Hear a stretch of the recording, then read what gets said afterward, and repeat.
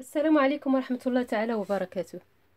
معكم نعيمة من قناة الطبخ المغربي. اليوم الحلقة ديال اليوم هي كيفاش غادي نديرو الياغورت منسم. اليوم غادي نديرو جوج نكهات. غادي نحتاجو لتر من الحليب، غادي نحتاجو 6 المعالق ديال سنيدة، ملعقة صغيرة من الخميرة، غادي نحتاجو ملعقة ونصف من الياغورت الطبيعي، غادي نحتاجو الروح ديال الفاني، غادي نحتاجو الروح ديال الكوك وقراعي. وباش غادي نخدمو انا غليت الحليب من قبل ودرت له السكر وخليته تدفى. يعني غادي نزيد ليه دابا المكونات الاخرى. دابا زدت الحليب الدانون والياغورت الطبيعي وزدت ليه الخميره. انا غادي نصبو دابا في هذا الحليب باش ياخذ لي درجه الحراره، يعني ينسجم ليه مزيان.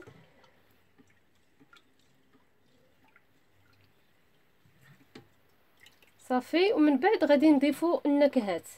انا عندي جوج نكهات، عندي الفاني والكوك. غادي نفرق انا هذا الحليب، يعني غادي نكب النص في واحد البلاصه والنص في واحد البلاصه، ومن بعد ناخذ كل واحد ندير ليه النكهه ديالو. غادي نخوي هنا النص، وهنا غادي نخليه باش ندير فيه واحد النكهه. انا غادي ندير فيه النكهه ديال الكوك. هاد المواد هادو كيتباعوا عند الناس اللي كيبيعوا المواد ديال الحلويات، يعني غتمشي عنده وتلقي عنده اللي بغيتي. صافي، نديرو على القياس، ما نكثروش بزاف ديال النكهات. المره الاولى، الحلقه الاولى درت لكم ياغورت ناتوريل طبيعي. هذاك الياغورت الطبيعي هو مناش كنبداو نديرو بزاف ديال الحوايج. يعني وقت ما بغيت ندير ياغورت منسم اولا بالفواكه، اولا بغيت ندير ريبي، اولا بغيت ندير شي حاجه، كنهز من هذاك وهو باش نخدمو. يعني تيبقى طبيعي، ما فيه لا منسمات، ما فيه حتى لا سكر لا والو. هو مناش كنديرو الرايب، يعني دائما خاصك تصايبي واحد القياس ديال دانون يعني طبيعي، وخليه هو ملي تهزيه وبدا تخدمي به. صافي، دابا انا نسمتو، درت ليه المنسم ديالو. غادي نكبو في القرعه، نكبو في القرعه ولا في الكاس، ولا المهم كل واحد يدير في الحاجه اللي عنده، اللي موجوده عنده، سير ما يكلفش راسو. اللي موجود غادي نقدو به. صافي، انا درت دابا هذا المنسم هذا. عاوتاني هذا عاوتاني غادي نديروه بنكهه الفاني. يعني غادي نديرو واحد شويه، ما نكثروش، حيت الا كثرنا بزاف كتجي يعني قاصح. نديرو القياس شويه وصافي. صافي، دابا درنا بنكهه الفاني. عندنا جوج ديال النكهات، ونقدروا نديرو اكثر من هكا. يعني تقدري ديري باي نكهه بغيتي، يعني ديري واحد المجموعه ديال الياغورت اللي منكه باي نكهه كتعجبك او كيعجبو مولين دارك تيبغيوها ديري. لا تقدري ديري شويه من هذا وشويه من هذا وشويه من هذا، يعني اللي بغى شي نكهه ياخذها. صافي، نكبوه في الكيسان كما قلنا من قبل. انا دائما كنديرو في القرعي، انا يعني ديك الوسيله اللي كتعجبني اكثر. كيبقى دائما مسدود وكيبقى بحال معقم وكيبقى مزيان. وقت ما بغيتو عاد تنحل وكناكل منه. صافي، دابا درنا هادو بهاد جوج النكهات.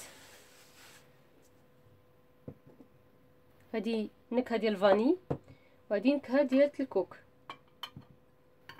كنسدو عليهم مزيان بحال هكا.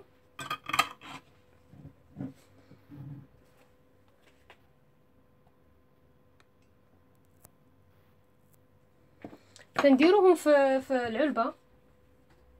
العلبه ديال البلاستيك. هذه العلبه انا شريتها خصيصا لهاد المسائل ديال الحليب والمشتقات ديالو. كنكبوا عليه الماء الدافي. دائما تنصحكم بانكم ديروا الماء الدافي، ما عمركم ما ديروا الماء طايب. دائما باش يعطيكم واحد يعني نتيجه رائعه. لا رايبي ولا دانون ولا الرايب، اي حاجه درتوها الا الماء دافي، والحليب يكون دافي، ما يكونش الماء طيب.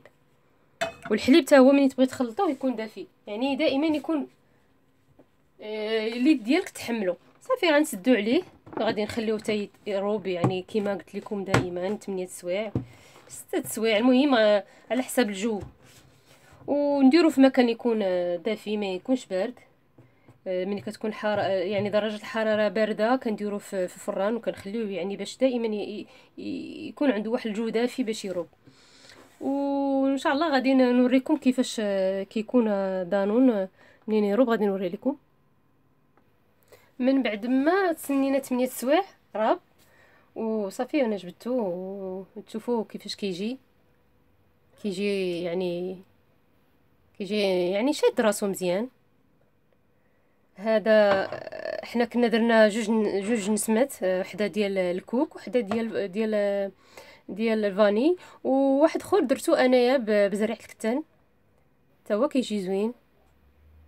بحال اللي وريتكم فاش درنا المنسم هكاك تنديرو حتى لزرع الكتان. يعني ملي كنخلطوا دانون مع الياغورت معاه والخميره وداكشي حتى هو كنديروه في بلاصه المونكيك تنديرو زرع الكتان كنخلطوه مزيان كنا نكبوه في الكاس ولا كيف ما قلنا في شي حاجه الحاجه اللي بغيتو نتوما. وتقدروا تاكلوه يعني في الليل مزيان. يعني انا تنفضل ناكلو بالليل لانه تيكون خفيف وفي نفس الوقت فيه بروتينات، فيه مشتقات، فيه بزاف د الحوايج اللي غادي تفيدكم بلا ما تحتاجوا تاكلوا بزاف ديال الحوايج اللي غادي يزيدوكم الوزن.